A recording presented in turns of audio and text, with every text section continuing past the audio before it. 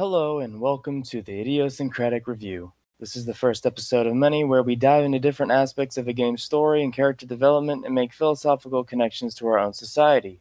Today, we're covering Bioshock. This is the first episode of the series, which means we'll be highlighting the basic aspects of the game's story, amongst other things. If you haven't played Bioshock yet for whatever reason and don't want the story to be spoiled, now is the time to click away. If you're already familiar with the story and are more interested in the philosophical connections we make, we begin those in episode 2. That being said, let's begin. Now for the discussion part of the video, we're going to be talking about Bioshock, like I said in the intro. My name is Joseph, and I'm here with my friend Casey. Hi. And I guess I'll start with talking about how I feel about Bioshock. Well, I'll say that I played Bioshock in a time where I had probably the shortest attention span of my life. As a kid, I swear I had some kind of ADD, and I was able to sit through it and play through it. It caught my attention, and it kept me invested in the game. It's crazy how they were able to do that, because nothing at that time was able to keep my attention whatsoever. How long did it take you to beat it? Oh God, the first time, because I did replay it at one point. I know it took me less time that. Oh, you know what? I think I remember making the mistake the first time. I don't know why I did this. I think I made the rookie mistake of a gamer. I played it on easy. Oh, really? Yeah. So you usually go with normal, right? Usually, yeah. Usually I go for normal. But for whatever reason, I just decided to do easy. Maybe I was feeling lazy that day. So the first time, it probably didn't take as long as it usually should. But when I played it the second time, I definitely played it on normal. And I think it took me about 8 to 10 hours, if I remember correctly. Sounds right. Because I definitely wasn't completioning that at all. Yeah, you originally played this on the 360, right? Yes. What ending did you go with? Oh, well, I always I always go for the best ending I could possibly get. So I went for the saving all of the little sisters. When you played it the second time, did you do the same ending, or did you try the other one? I think I actually did the same ending just because I didn't like the idea of, well, it just didn't make much sense to me to extract the atom out of the little sisters, because it didn't make sense, because like I know, like short term you got more out of them per little sister, but in the long run you weren't really, because if you did it the way that you were rescuing them, then you would be consistently getting gifts. Yeah. So that's kind of how I went about it. But how do you feel about the game? Oh, I played it way before you did, even. I think I played it when it first came out. I think I was the one that introduced you to the game. Probably. Probably. Yeah, it took me about the same amount of time to beat it when I played it. And I originally played it on the 360 too. And I went with the good ending, but I didn't feel like playing through it a second time. Usually what I do when there's multiple endings and I don't want to play through the game multiple times, I looked up the ending on YouTube. Oh, yeah. Yeah. You have to. I did that. We ain't got time for that. Yeah. So, but overall, I mean, it was a fantastic game. I liked it. And obviously there's a lot of games that have been created since then that definitely took Bioshock as inspiration. Yeah, and I know, I mean, the fact that we're talking about Bioshock today might seem a little weird because it is such an old game. I mean, it's 2019 and it came out, what, like 2008? 2007 August. 2007? 2007 August 21st. Wow. And then Bioshock 2 was 3 years later in 2010. Jeez, yeah. So it's been more than 10 years since the release of the first Bioshock. But the reason that we're talking about it today is because the environment that was created in Bioshock, the story and the society rapture that was created in the game has so many elements to it that can be compared to our current society. Not exactly, of course. Obviously, our society is not rapture, but at some point it could be if we decide to go fully capitalist route. And so we thought it would be interesting to talk about the game in that aspect of everything. Yeah, it has a lot of themes in it that do inspire a lot of conversation. And Bioshock was one of those single-player games back in its time that really was a trailblazer for storytelling, especially for first-person shooters. There weren't a lot of first-person shooters out there that told a story that was as well written as Bioshock was when the game first came out. Yeah, and the one thing that they did really well is because I never really considered Bioshock to be a horror game, but it did instill a huge amount of suspense in it. It did, yes. That is probably the main thing that I remember about Bioshock to this day is that they got the atmosphere of that game down so well. Like from the sound design, the only other game that I can think of that comes to mind that really compares with the original Bioshock that did its atmosphere very well was Dead Space. Right. Because Dead Space, they were really good with the lighting. They were really good with the sound design in it. Like you could hear the necromorphs in the ship moving around. Mm-hmm. And in Bioshock, you would always hear somebody either moving around or humming in the background. Yeah. Or shadows running around a corner. The one thing I remember the most was the one splicer that was singing that song. It was like, Jesus loves me, yes I know, because the Bible. And it's the thing that when I heard that the first time, I kind of freaked out a little bit because when I was little, I had a little stuffed dog that sang that song. Mm-hmm. And I remember one time, I don't know what happened because the battery. I don't even think it had to do with the battery of the speaker or anything. It just started playing nonstop. My dad ripped out the battery of it, right? So that and it just kept going. Wow. Yeah. And we couldn't figure out like why it just kept going, and we threw that out immediately. But so that was creepy when it happened. And then when I hadn't heard that song anywhere else, and then I heard it in Bioshock, and I was like, no. No, yeah. Bioshock with this. Yeah, Bioshock definitely wasn't a horror game, but it definitely had a lot of suspense in it. Yeah. Well, since we're on the topic, we'll get to the story in a tiny bit. Let's talk a little bit more about the atmosphere. The first thing that I wanted to talk about was the very beginning of the game. Now there is the scene when I think it's you're on a ship and it wrecks, and then you're in the ocean. You are in a plane. A plane? Oh, okay. Yeah. I'm remembering completely wrong. Yeah. So yeah, that's right. Because I remember the wreckage was like that. But and spoiler alert, you're the one who shoots the pilot in the head. Oh yeah. To crash the plane. Oh yeah. To return to Rapture because of a plot twist. Yeah. Well, yeah.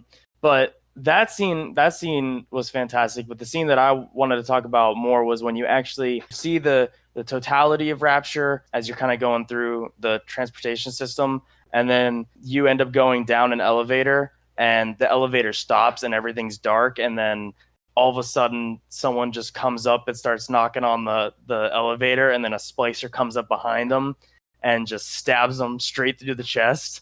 Mm-hmm. And I always remembered that scene because it was kind of a jump scare, but not really. But it was like the precursor of what the suspense would be like for the rest of the game. Yeah, it was. It lets you. It was a very good way right at the beginning of the game of letting you know that stuff went down, and you are not entering a very happy place right now. Yeah, it lets you know. I'll let you know real quick that this is not going to be a happy time. Yeah, so. And I mean, if you're claustrophobic at all too, the game is overall uneasy because you're in an underwater city, and you can see the water outside. So throughout the entire game, in some way, you are trapped. Yeah, that was another very memorable part at the very beginning of the game is when you go into the bathysphere for the first time and you actually see Rapture under the water. That was and it looked amazing at the time. Now it looks dated, but at the time, there are not a lot of games that took place underwater. Yeah. And showed off all of that, and that was another very memorable part right at the beginning. Yeah, I mean, I think it still looks pretty good, but I mean, you're right. It is dated. There are better looking, I guess, water mechanics in games nowadays, but it's still for the time that it came out. Yeah, it's definitely fantastic. Yeah, and for its time, they did a really good job with the lighting and the shadows in that game, as well as the sound. Mhm. And it wasn't just that it was top-notch lighting. They used it in perfect ways to set the mood of that game the whole time you played. Because there are lots of games that have really good lighting engines and really good graphics, but they don't use them and blend them in to the environment and how the game should make you feel as well as they should. And this game nailed that. Definitely. One last thing that I wanted to mention about the atmosphere, it kind of has to do with the overall story and the gameplay, is the factor of Big Daddies. Something that I never really put two and two together with is that when you see a Big Daddy, it's kind of like the calm before the storm, because yeah, because he won't attack you immediately like all the splicers and the regular enemies will as soon as they see you. He'll kind of just walk around, protecting the little sister. He's not going to bug you if you don't bug it. But as soon as you do, all hell breaks loose. And I thought that was just a really cool idea because all the other enemies attack you immediately. Yeah, that's another thing that I kind of wish more games did was having because the Big Daddies acted as like a really juicy reward, but also a really challenging fight, and you could choose whether or not you wanted that or not when you encountered them. And not a lot of games actually do that. You don't actually have a lot of games where you run into a neutral enemy that's a serious threat to you if you attack it, but you actually get a really good reward if you can take it. But yeah, that's actually something I wish that more games would incorporate into their design that Bioshock did. Was the Big Daddy mechanic. The Big Daddy is very, very iconic too. Oh god, yeah. Everyone knows the Big Daddy. It definitely left an impression on everyone, so. Yeah, but as far as the story goes, so the overall theme going into it is that the protagonist Jack has the goal to help Atlas kill Andrew Ryan. And Andrew Ryan, this guy. So if I remember correctly, he served in the Russian military. I don't know actually. I believe he did, or so, he served in some kind of militarized effort, and he, being in Russia, he despised collectivist ideals, and he always firmly believed that everyone should get what they deserve to get, and you deserve what you get based on the efforts you put forth to seize different things. So all about the material, and that is how he came to create Rapture. It's how he came to pretty much rule over Rapture. And Atlas didn't like that, so he hired the protagonist to come kill Andrew Ryan. And that's kind of how the story begins, and you start to go look for him and try to find him so that you can carry out your mission. Right. At least that's what they tell you in the beginning. True. So, yes.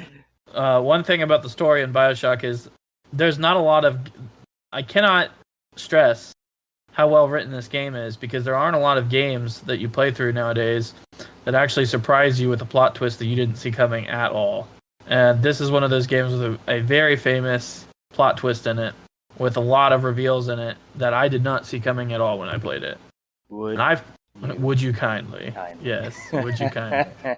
I did not see that coming. No, but I don't think anybody did. I don't think so, because it's a very famous plot twist in video games. And yeah, so as I understood it, Andrew Ryan just got sick of society and decided to go and try and make his own under the sea, and that's what he did with Rapture. And you go through a bunch of different stuff. I'm not going to go into the story into too much detail because I've got other topics I want to cover, but basically, you go and you help this guy. What did he call himself? Fontaine. What did he call himself when you first met him? I forget. Atlas. He called himself Atlas. So you're contacted by Atlas, who's actually Fontaine, and the main story revolves around this conflict between Fontaine and Andrew Ryan. You end up killing both of them, actually. Yeah. So, but the entire society of Rapture collapsed because of this rivalry between Ryan and Fontaine. And there's a lot of shenanigans that go on, especially with you, the main character, with brainwashing and genetic modification, and so on and so forth. But the biggest point of the story is it's revealed that you didn't happen upon Rapture by chance. You were actually sent back to Rapture, and that Fontaine has brainwashed you into following his command through the trigger words, "Would you kindly?" And then it flashbacks all the way back through the game, where every time he asks you to do something, he says, "Would you kindly?" before telling you to do it. Yeah, and at first you would think it was just kind of like a speech mannerism or something. Yeah, it was a very, very clever way of getting the player to behave like a brainwashed character would without realizing it. And the actual identity of the protagonist, Jack, is Andrew Ryan's illegitimate child of him and some stripper, I think. Some random stripper that just happened to be chilling in Rapture one day. Yeah, that was one of the reasons why Andrew Ryan let him kill you, was because he failed to keep Rapture safe from Fontaine. Right.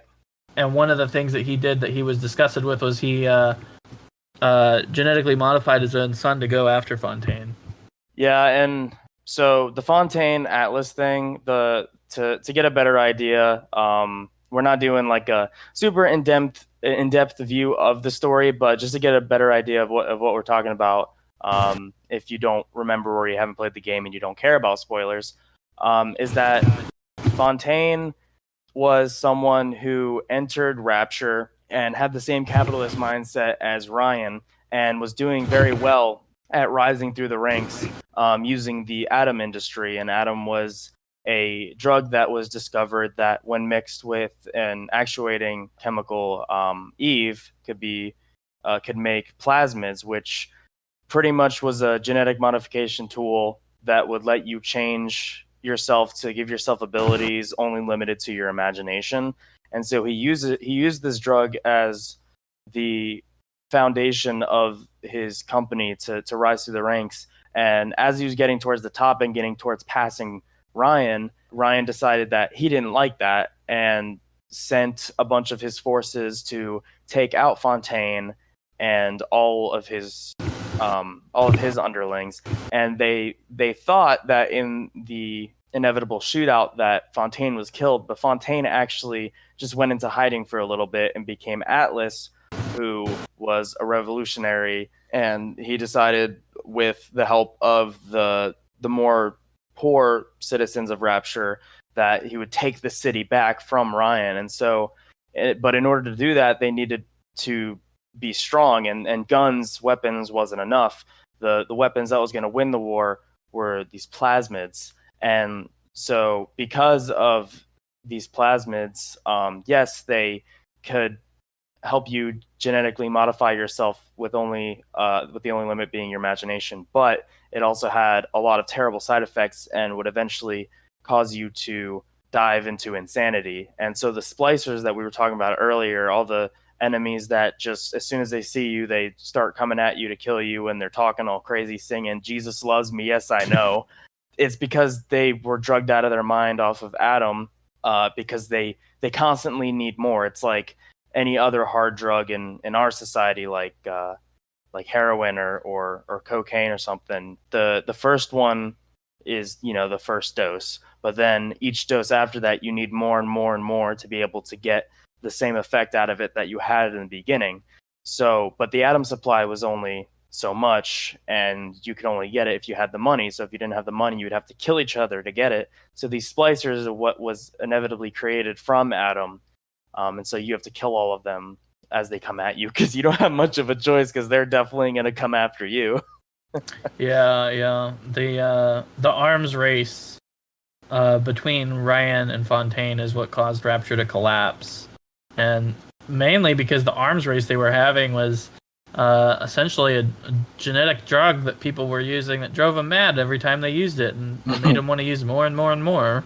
So, but yeah, that's about the gist of the story. But now, did you feel like the game was long enough for the story, or would you have liked to seen them flesh the story out more? I mean, I think at the time, maybe it could have been a little longer, but then at the same time, they did end up coming out with Bioshock 2 that offered you a different perspective of Rapture. Mm-hmm. So in a way, they did end up extending it. But as far as Jack's story, the protagonist of Bioshock, I mean, it was fast paced, but I think it was fast paced in a good way. What about you? Yeah, I thought it was pretty good in length. A lot of people nowadays don't like games that are too short, because they're expensive and they want their money's worth. But I don't want I don't like the idea of developers stretching games out just to hit a playtime quota, especially if the story doesn't call for it. Because if a story overstays its welcome, then it gets real boring real fast, and it can drag. But I felt like I felt like it was well paced. Now, how would you rate Andrew Ryan as an antagonist? On the video game bad guy continuum, what would you give him?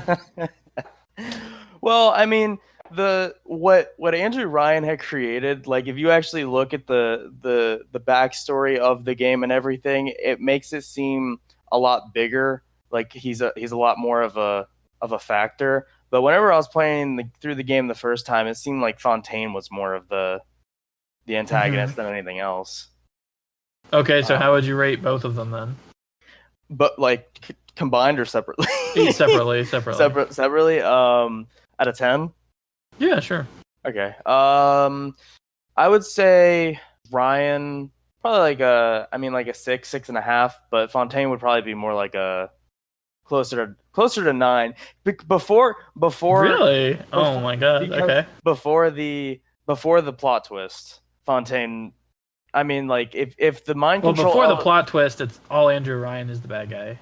That's true, but I mean, I'm saying if there was a different element instead, where like say if like Fontaine just betrayed you, just was like no, and then he locked you somewhere, like it was just like no mind control or anything, he just straight up betrayed you, he'd be like a 4, a 3, or something. It'd be pretty low. But the mind control aspect of it all, and that sudden realization of all the times that he said "would you kindly" gave me just such a rush of like, oh crap, wait, what? Yeah. wait, so what? The subtle manipulation really skyrocketed him then, huh? Yeah, because I mean, the reason why to me is because I mean, you can hate a villain and everything, like you just be like, God, I just can't wait to kill this guy, But for the villain's actions to actually resonate with you, to be like, why have I been doing all these things for this guy? Like, what? Really? This is why? And like all of a sudden you're kind of taking it a little personally. So that for those reasons, like if a game is able to have the villain resonate with you personally, then it's automatically going to be pretty high up there. Mm-hmm. That's my reasoning, though. So on mine, I actually think Andrew Ryan's the better antagonist than Fontaine, and that's mainly because I feel like they fleshed out the backstory for Andrew Ryan more than they did Fontaine, because you understood Andrew Ryan's ideology and how he viewed the world, how he wanted things organized, why you understood his motivations. Whereas Fontaine just strikes me as just a guy he just wants to be the leader just for being the leader's sake. He just wants to rule over Rapture just to rule over Rapture, right? And I don't know. I don't like bad guys who just want to rule the world just to rule the world. There's got to be. I mean, it's like, okay, you're the ruler of the world. Now what? It's kind of like, the line from The Dark Knight with the Joker where the dog doesn't know what to do when he's catch the car. God, it's been forever since I watched that movie. Well, it's something around the line where he's just a dog chasing a car and he wouldn't know what to do if he caught one. So, I don't know. I find it very generic when you have a villain that just wants to take over something just for the sake of taking it over, and there's no specific reason or motivation behind why they wanted it. But Andrew Ryan's, all of his actions, as despicable as they are, you understand why he did them. That's true. Because he had a well-written ideology and backstory to him. Plus the scene where the reveal with the "would you kindly." I kind of feel like I want to give the "would you kindly" 50% to Fontaine and 50% to Ryan, because the reveal is done with Andrew Ryan revealing it to you. That is true. So, but yeah, I feel like I'm on now. To be fair, Andrew Ryan, you don't really see a lot of him. He doesn't really do much in the game before his untimely demise. So I kind of dock him points for that. But I'd probably give Andrew Ryan like a 7, maybe a 7.5 out of 10, and I'd give Fontaine probably a 6. Mainly just because I feel like they could have done better with Fontaine if they gave more backstory to Fontaine and why he was doing what he was doing. But for the most part, at least from what I remember, they didn't, other than I just want to beat Andrew Ryan at his own game and I want to be the head dog at Rapture for no particular reason other than I just want to make a bunch of money and rule over all these people. That, I don't know. It just seemed very generic to me on that. At the same time, though, I feel like that's what the purpose of Rapture was anyway, though. So, like, he was one of the, like, both Ryan and Fontaine were the perfect candidates as people for Rapture, for what Rapture was supposed to be. Well, I think for Andrew Ryan, the whole thing behind Rapture was, I don't think he necessarily wanted to be at the top. I feel like his ego felt like his ego was so big that he felt like in the society that he crafted, he should be at the top because he's better than everyone else. But I think that ideologically speaking, he would concede that he just wanted to create, the whole idea of Rapture was creating a isolated society in his own image, away from all the other societies that would taint it. I think his was Right. Well, he was trying to create his own society, and not necessarily with him at the top, but generally when people go off and try to make their own societies, naturally they envision themselves being in the leadership position. But I think it was more than that for Andrew Ryan, rather than just being the leader. I think it was more about trying to create a society, and Fontaine was just wanting to be just the leader of that society for some reason. Gotcha. So that's kind of why I just don't feel like Fontaine was fleshed out as well as Andrew Ryan was. So, but that's why. Plus, the boss fight against Fontaine was kind of stupid. I'm just saying, the final boss fight, like, I love Bioshock, don't get me wrong. But the final boss fight in Bioshock was kind of lacking. I felt like I would have rather have just done a few, like, I would have rather have just fought like 3 big daddies at once rather than that final boss fight. Yeah, I'm just saying. If I remember right, wasn't it like he was like strapped in the chair, getting pumped full of Adam? Yeah. Yeah, you got that fight right. Yeah, I honestly I felt like the Big Daddy fights were better designed than the final boss fight. Yeah, that definitely did feel lacking. I was a little. Whereas Andrew Ryan, he went out like a boss, so he knew he was gonna die, and he was like, "F it, you've been brainwashed this entire time." But anyway, yeah. Now, protagonist-wise, Jack is kind of just of a blank slate for the player. He doesn't really have a huge amount of backstory to him, so I'd put him on the lower end of the spectrum. I don't know. It's kind of hard to rate protagonists that are kind of written loosely so that they match with the player, rather than have a very in-depth backstory of their own. It's kind of hard to rate that because they can be kind of whatever you want them to be. But he filled the shoes just fine. Do you think it would be an improvement if they actually made it so that if you're a good guy and you don't harvest the sisters, that you just don't get gifts and you just lose out on those resources, to actually make the decision a lot harder? Because you'd actually have, because that's one of the weird things. I kind of understand it, but I also think it would be more interesting if being the good guy actually required some sacrifice on your part. That'd be a lot more realistic, because a lot of times in life, being the good guy doesn't really give you a lot of... Right. It doesn't give you a lot of immediate... Yeah, and sometimes being the good guy just requires self-sacrifice without any payback at all. Right. So, but I mean, in this game, if you're the good guy, you basically make out equally either way. I feel like if they were to do that, there would have to be some kind of mechanic where it does kind of work out in the long run. Of course, you wouldn't know that if you were playing it for the first time. Like, instead of getting the gifts, then maybe if you weren't getting the gifts, but you somehow were able to consistently stay on track for making the good decision and saving the little sisters, then at the end, or towards the end, either before the boss fight or during the boss fight, you get some kind of like help that you wouldn't get otherwise from the little sisters. Yeah. I think as long as there was some sort of long-term reward, because I mean, yeah, realistically, you may not get any reward at all for being the good person, but if we are talking about a game, so I think there should be something some kind of reward differently, at least towards the end of it. But yeah, I think the gifts, in a way, I mean, it was nice to get the gifts playing through it, but it would be very interesting to see how the game would play out if you didn't get the gifts throughout the game, but instead you just got something that would help a lot. So like if you did it if you were a bad guy through all of it, then maybe towards the end there's like something to do at the end that's more of a challenge, like a lot more challenging if you did it that way than if you went the good path. Yeah, just something that would make your decisions, especially the moral decisions that they kind of thrust on you in there,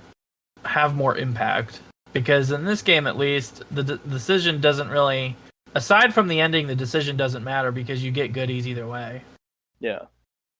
So, and that was the other thing. You get goodies. I mean, they're goodies. What do you want? Yeah, I'm sorry. So I don't know why that got me. That was the other thing that I wanted to talk about, was the endings. So how did you feel about the endings of the game? Well, you know both the endings, right? Yeah. Okay. Well, there's not much of a difference, really. Like, I mean, there is, but not really. Like, you still end up doing the same things.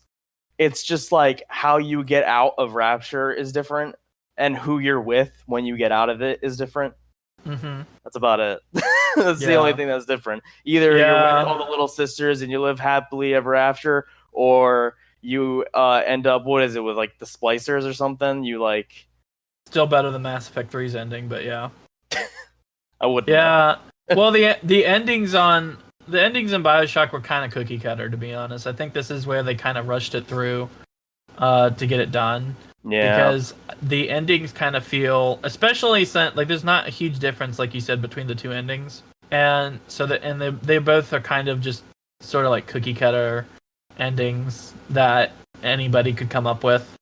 So that's kind of the endings kind of fall flat for me, which I think is why with Bioshock 2, I think what they did with Bioshock 2, they just decided to do it from a different perspective in Rapture because there wasn't any way to really continue on one. So they kind of had to, but they wanted to do it in the same universe, so they kind of did it through a different character's perspective in the same time period around there. I kind of feel like they should flesh out the endings more, and I wouldn't have actually minded if they came up with more than just a good ending and a bad ending. Like, I wouldn't have minded neutral ending too. Yeah, that would. Yeah, I agree with that. That would have been nice. Because what if I like harvested? Like, what if I decided like every other sister I was just gonna harvest? Yeah. Right. If there, I don't know. I just feel like some more endings would have been nice, other than the binary, good and bad. Well, let's talk a little bit about the gameplay mechanics then. The first thing that I got here written down is loot like crazy to survive. Yes, this is one of those. I don't know. You start off, ammo isn't very plentiful. This is one of those games where it's not like a Halo or a Call of Duty where you literally never have to worry about ammo because you're just constantly picking it up from people. You actually have to pay attention to the resources that you're using, including the Eve. Is it Eve? Yeah. I forget. It's your mana. yeah. Eve is the ammo for your plasmids, and then there's different actual ammo for your guns. Yeah, so, and you have to, and same thing with your health. You don't have regenerating health, you actually have a health bar in this, and that's a big deal because, at least back then, first-person shooters were very much, you heal over time, you're constantly flooded with ammo, because if you kill a guy, he has ammo on him, and you just have a never-ending supply of it, and you never really ran out of it. And this one, they wanted you to feel like you were surviving in Rapture, so you had to be careful with what reason. In fact, if you wanted to be able to take on the big daddies in the game, you really had to watch for your ammo and your plasmids and stuff, because those big daddies took a lot to take down. Oh gosh, yes. Yeah, so if you wanted to actually fight them and not be screwed on ammo, then you had to pay attention to it. Yeah, and the whole like having to loot to be able to get everything, because yeah, like you said, you don't just constantly have full ammo. You'd have to either find it or you'd have to loot for money so that you can buy it in the vending machines. And by doing this, it also was a way to push for exploration of Rapture instead of just going on the linear path to the next objective. Yeah. It fed back into the suspense thing. Because if you ran out of the first gun that you get is a revolver, if you ran out of revolver, you had to go smacking at things with a wrench. So if you shot in panic and you missed a lot, it got even more tense for you because now you have to go into melee.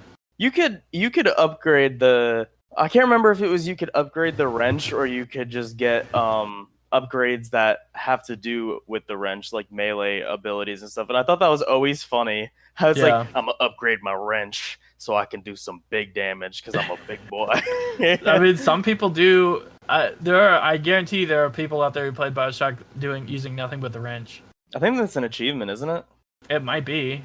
I think it is. But yeah, like the scarcity of resources in that game and the survival aspect on that very much fed back into the tense feeling that they wanted you to have as you were moving through Rapture and through the story. You're literally in a sinking city. So yeah. So what did you think about the plasmids in the game? I really liked them. It was funny because they start out pretty simplistic because it's just like electricity, fire, ice, very just... Yeah, it was a very clever way of finding a way to put magic into a realistic type game.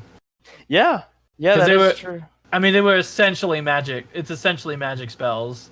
But because it wasn't a fantasy setting, they were like, well, how can we get this to fit in right? Yeah, and yeah, I mean, they found a really good way of doing that. But I mean, they started out with electricity, and then I think is it ice after that, and then fire? It's something like that. My favorite one was the bees. That's what I was about to say. Yep. The bees. Oh my, not the bees. The bees was the best one. They were. Oh my gosh, especially when you upgrade it too. It does so much. It just wipes out a room basically. Yeah, and it's very entertaining too. Yeah. That was probably the most entertaining power that you got in the whole game was the bees. Honestly, yeah. Everything else is just kind of. I mean, there was like the mind control Big Daddies, the mind control the security cameras and like turrets and stuff, and like there were some like abnormal ones as well like that, but the bees, man. Yeah, the bees. Yep. The bees. That was wonderful.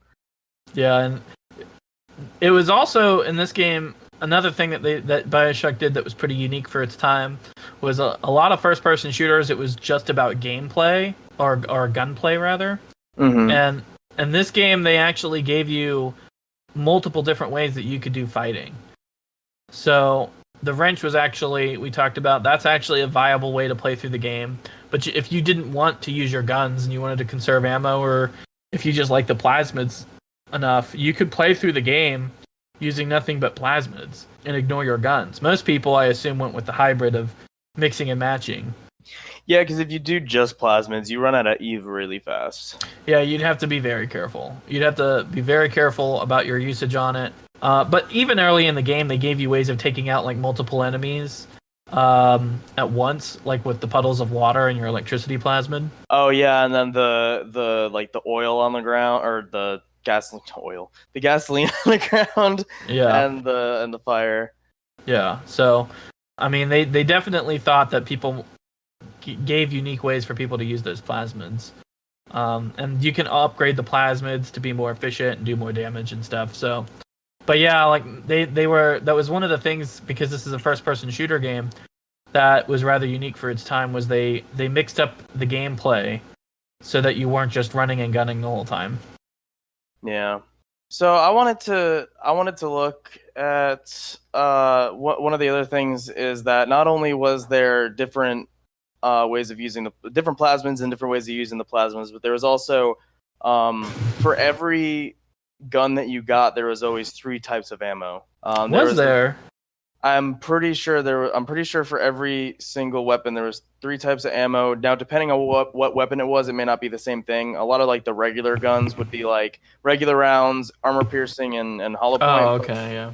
But then the like stuff like the crossbow would be like trap arrows or something, and like I think like what was it the flamethrower was like there was like a napalm and then maybe there was I can't remember what the other ones were, but there was always like 3 of each one. So I really liked how they did that because it. Did you use that system a lot? Yeah.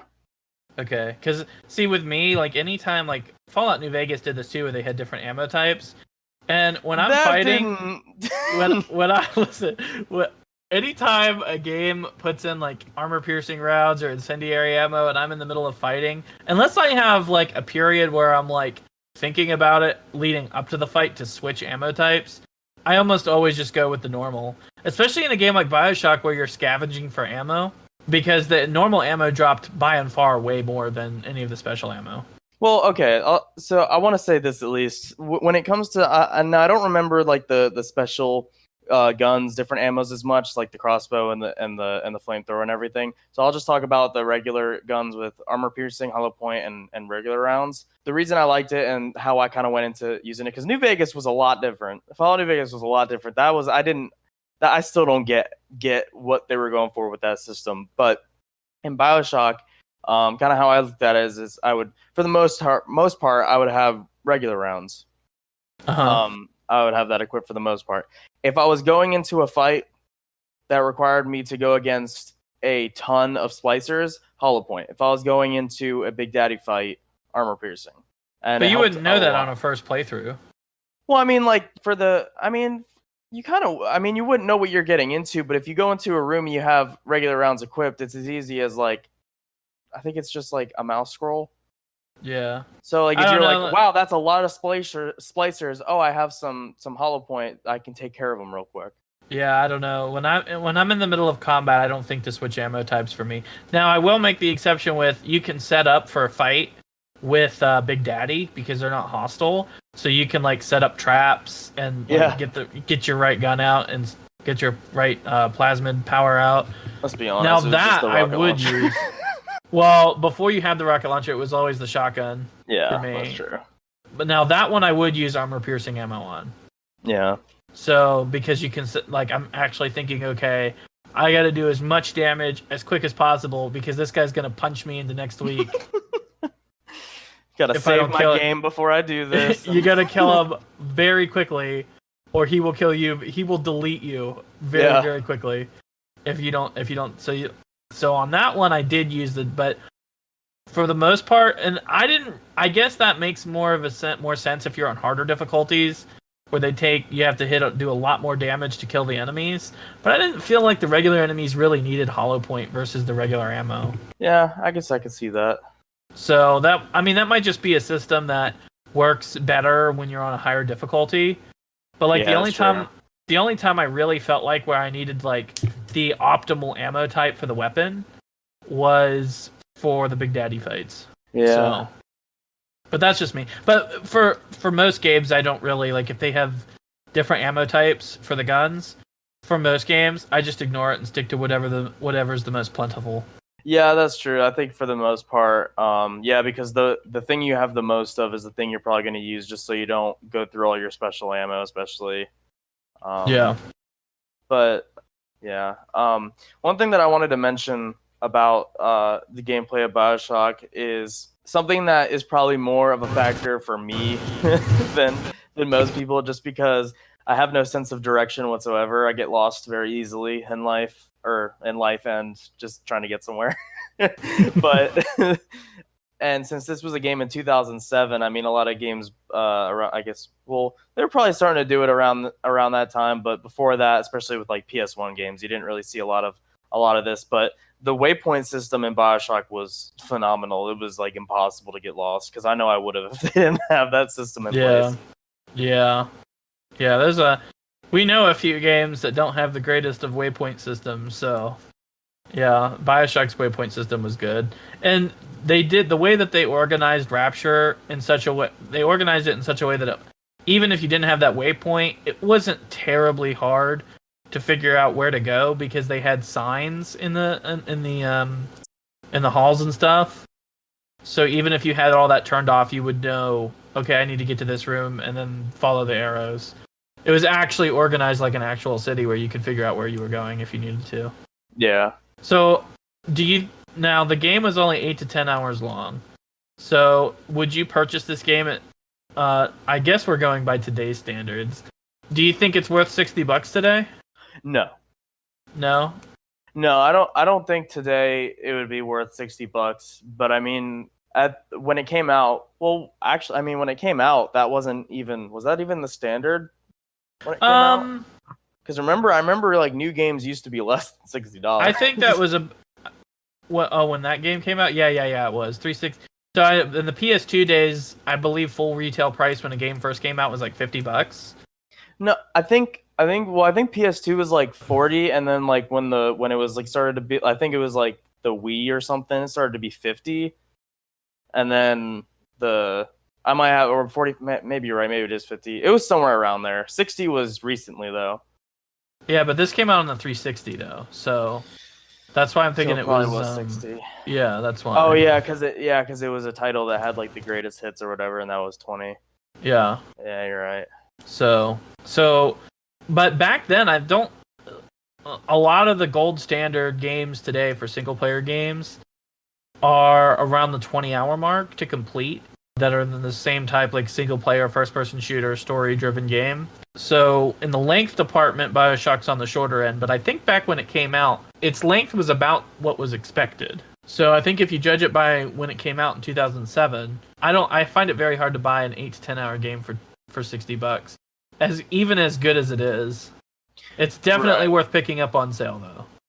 Yeah, it's definitely worth picking up on sale. I mean it goes on sale for what, like, is it on Steam anyway? Is it even like $5, like, or is it less now? I think, well, you could definitely pick it up for $5. There might be times where it's even cheaper, but most of the time, if you look at it when it's on sale, it's going to be $5 or cheaper.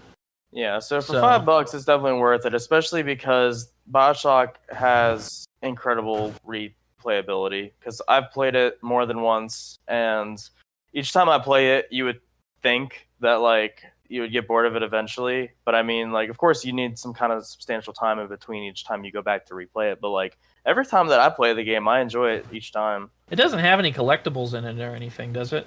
I don't remember. I don't think so. Do you think this game would benefit if it had a new game plus mode? I think it would, honestly. You know, yeah, I'm gonna say yes, because one of the things that I wanted to mention, actually, that I forgot to mention, I think it would benefit it because things like the because you use the Gatherer's Garden to upgrade plasmids, you use the various vending machines to get different supplies and stuff, but you use the weapons bench for upgrading weapons, and you only have so many weapons bench opportunities throughout the game. Mm-hmm. So you can only like fully upgrade like a weapon and a half or something like that. Like, it's not that substantial. Yeah. So doing a new game plus where you have the same weapons that you had from the previous playthrough, especially if you could up the difficulty. Yeah. Because that way you start the game with all of your favorite gear. I think it would encourage more experimentation with high level stuff too, because by the time you get to the game, because the game is so short, by the time you get stuff like properly upgraded, you're already towards the end. Yeah. So if they had a new game plus, you could try more things out. Yeah, because they do seem to cram a lot of weapons into a short amount of time. Yeah, they do. For as short as the game is, they actually give you a very good variety of weaponry to choose from. Yeah. So, but yeah, honestly, on the cost thing, I think I would pay, like, if it were a brand new game today, I wouldn't pay 60 for it, but I'd probably pay 30 for it. Yeah. I could see that. Because it is on the shorter end, but I'd pay 30 for it. I think even 30 for it, though, it would be nice to have that new game plus, though. Oh, yeah. Honestly, yeah, like, if they were redoing it, I'd be like, improve the ending. Please put a new game plus in. Maybe put some more story behind Fontaine. There might be more story behind Fontaine that I missed in the game because they had like those audio logs and stuff. Right. To get a better idea of the lore. Right. First off, I don't think you should put super big plot details in those audio logs because most people do not go searching for those audio logs. And a lot of people don't even pay attention to when they play. So if it's an important bit of lore that you want people to know, put it in the main story, because if you put it somewhere off in like this obscure little side quest or in like an audio log or something, then a huge amount of your player base is going to miss it. Yeah.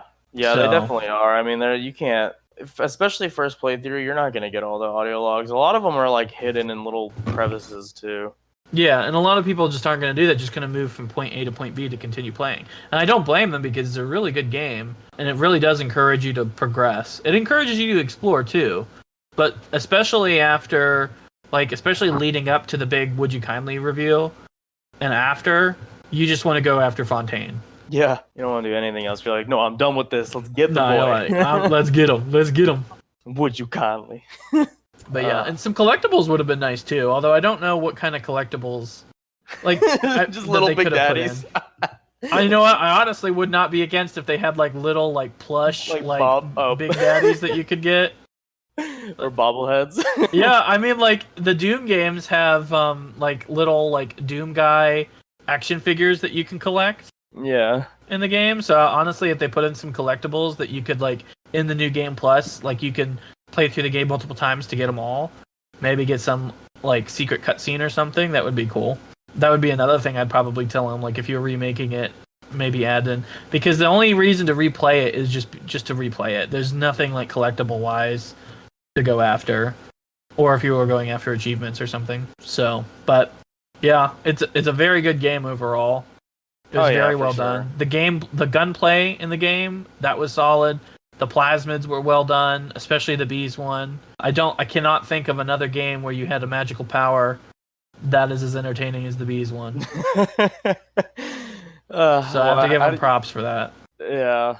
Is there anything else you wanted to mention? I think I've just about. That's all I got.